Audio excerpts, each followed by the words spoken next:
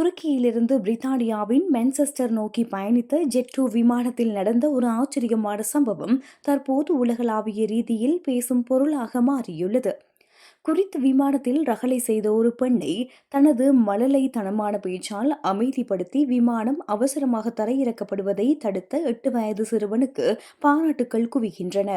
கடந்த வெள்ளிக்கிழமை துருக்கியின் இஸ்மீர் நகரிலிருந்து மான்செஸ்டர் நோக்கி விமானம் சென்று கொண்டிருந்தது. அப்போது பெண் பயணி ஒருவர் திடீரென ஆக்ரோஷமாக நடந்து கொண்டார். விமான பணிப்பெண்களை தாக்க முயன்றதோடு மிக சத்தமாக கத்திக் கொண்டிருந்தார்.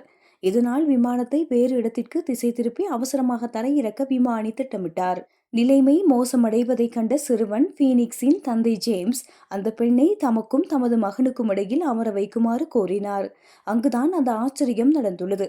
8 வயது சிறுவன் பீனிக்ஸ் அந்த பெண்ணின் கவனத்தை திசை திருப்ப தொடங்கினான். தன்னிடமிருந்து கால்பந்து அட்டைகளை காண்பித்து அவரோடு பேசினான். அவருக்காக பாடல் பாடினான். அந்த பெண்ணின் குடும்பம் மற்றும் பிள்ளைகள் பற்றி அன்பாக விசாரித்தான்.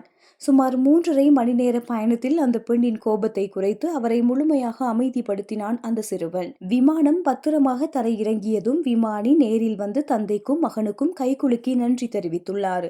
இவர்களின் இந்த செயலை பாராட்டி ஜெட்-2 நிறுவனம் ஜேம்ஸ் மற்றும் அவரது மகன் பீனிக்ஸ் ஆகிய இருவருக்கும் இலவச விமான பயணங்களுக்கான வவுச்சர்களை வழங்கி கௌரவித்துள்ளது. எனது மகன் அந்த சூழலை கையாண்ட விதம் பிரமிக்க வைக்கின்றது என தந்தை ஜேம்ஸ் நெகிழ்ச்சியோடு தெரிவித்துள்ளார்.